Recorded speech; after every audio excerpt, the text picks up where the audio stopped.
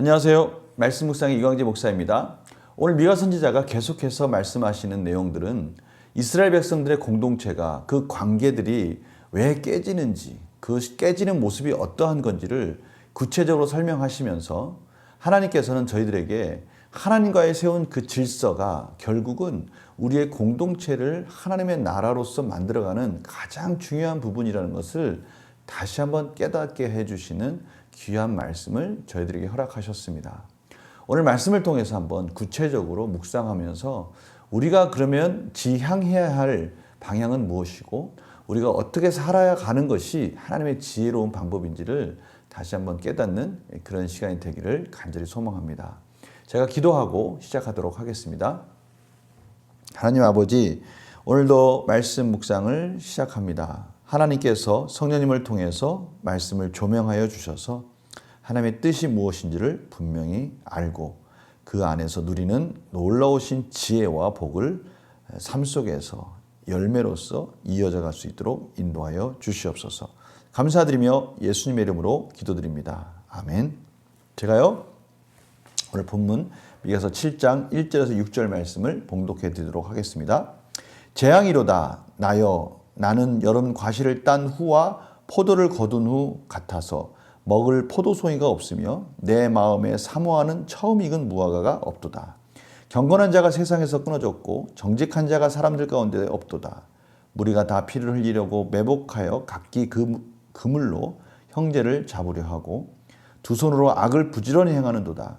그 지도자와 재판관은 뇌물을 구하며 권세자는 자기 마음의 욕심을 말하며 그들이 서로 결합하니 그들의 가장 선한 자라도 가시 같고 가장 정직한 자라도 찔레 울타리보다 더하도다. 그들의 파수꾼들의 날 곧 그들 가운데 형벌의 날이 임하였으니 이제는 그들이 요란하리로다.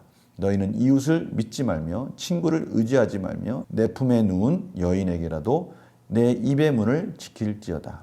아들이 아버지를 멸시하며 딸이 어머니를 대적하며 며느리가 시어머니를 대적하리니 사람의 원수가 곧 자기의 집안 사람이로다. 참 마지막 절만 읽어도 참 비통합니다. 아들이 아버지를 멸시하고 딸이 어머니를 대적하며 며느리가 시어머니를 대적한다. 사람의 원수가 곧 자기 집안 사람이로다. 이거 얼마나 참 비참한 가정 파괴의 이 현장을 보게 됩니까? 그런데요, 이 가정의 이러한 파괴가 위에서부터 내려오고 있어요. 보니까요, 3절에 보니까 한 나라의 지도자와 재판관 권세자들이 타락했어요. 또 4절에 그러한 자들의 그 타락한 면이 얼마나 심하냐면 그래도 그 중에 가장 그래도 괜찮다고 하는 자조차도 가시, 찔레 울타리 이런 정도라는 겁니다. 그러니까 5절에 또 가정이 파괴되는 그 가정을 둘러싸고 있는 이웃과의 관계, 친구, 연인 이러한 모든 관계들조차도 다 파괴됐다는 것을 말하고 있어요. 그리고 나서 6절에 가정이 파괴되는 것을 표현하고 있습니다. 단계적으로 계속 내려오고 있지 않습니까?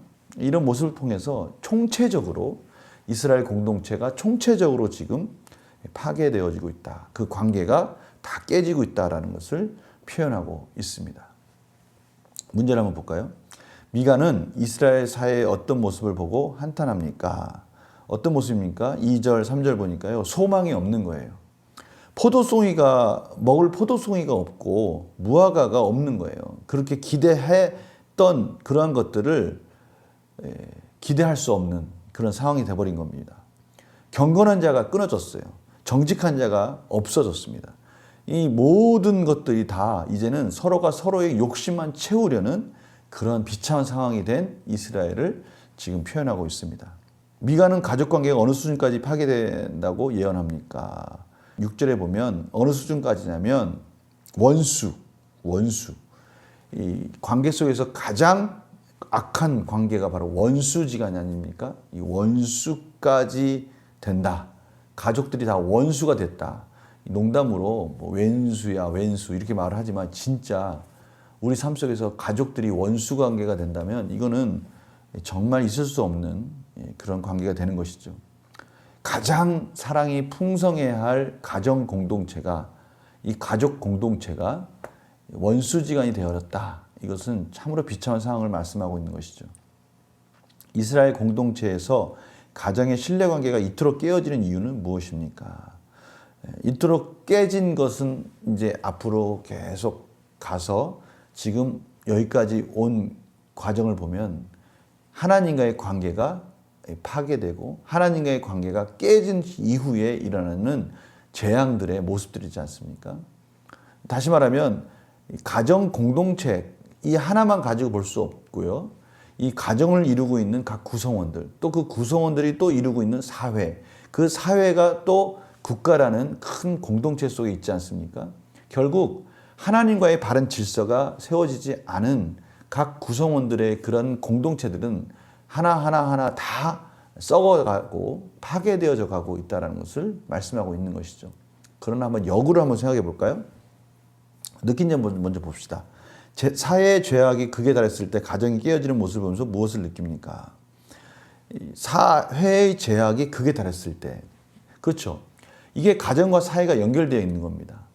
그러니까 우리는 역으로 생각할 수 있는 거예요. 하나님의 자녀가 올바르게 말씀 가운데 깨어 있다면 우리는 하나님께 공동체를 위해서 기도할 수 있지 않습니까? 그런데요, 오늘 말씀을 보니까요, 이 공동체가 가정만 살아서 되는 것도 아니고요, 사회만 살아서 되는 것도 아니고요, 나라까지, 어떻게 보면 나라, 사회, 가정 다 긴밀히 연결되어 있다는 것을 통해서 우리의 기도의 범위가 나라까지, 열방까지 확대되어지지 않으면 우리의 가족 공동체가 온전해질 수 없다라는 것을 말씀하는 말씀이지 않습니까? 이 말씀은 곧 우리의 기도 제목에 우리의 기도의 지경이 넓어져야 된다라는 것을 말씀하고 있는 거예요.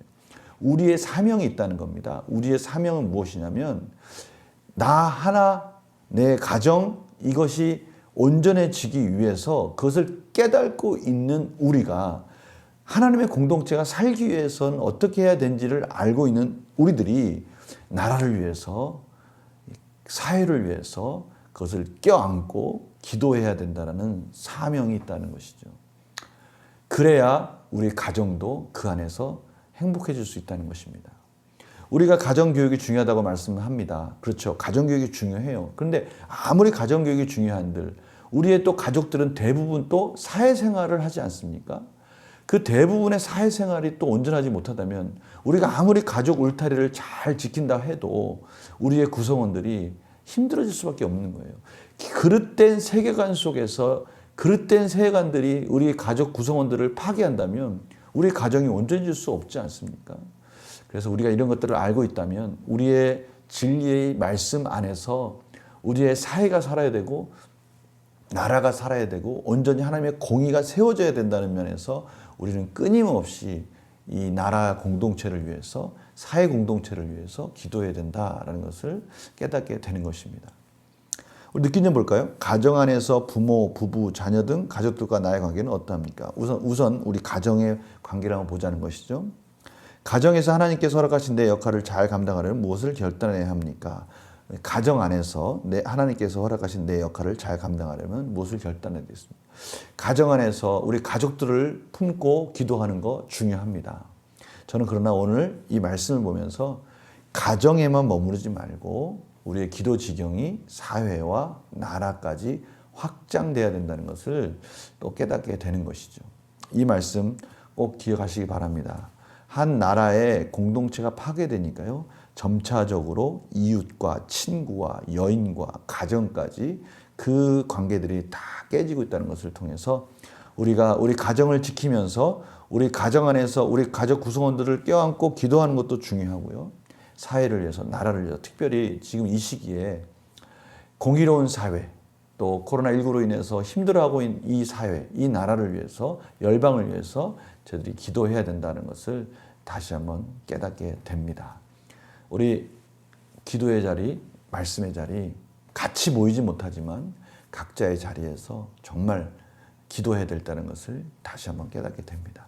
제가 기도하고 마치겠습니다. 하나님, 오늘 말씀을 보니까요, 이스라엘 백성들이 정말 총체적인 난국에 직면했다는 것을 깨닫게 됩니다.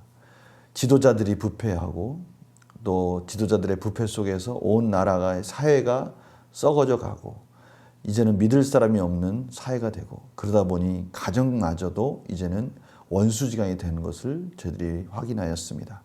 하나님 이제는 우리의 가정을 위해서 또 우리 자신의 삶을 위해서 우리의 기도의 지경이 넓혀져야 된다는 것을 다시 한번 깨닫게 됩니다. 우리나라를 하나님 도와주시고 공의 가운데 코로나19를 이기게 하여 주시고 이러한 총체적인 어려움 속에서 우리의 기도를 통해서 믿는 자의 기도를 통해서 하나님 회복시켜 주시옵소서. 감사드리며 예수님의 이름으로 기도드립니다. 아멘. 오늘 이 말씀을 통해서 다시 한번 하나님이 뭐라고 말씀하시는지 무엇이라고 말씀하시는지 그 음성을 듣는 귀한 시간들이 되기를 간절히 소망합니다. 내일 또 뵙겠습니다. 안녕히 계세요.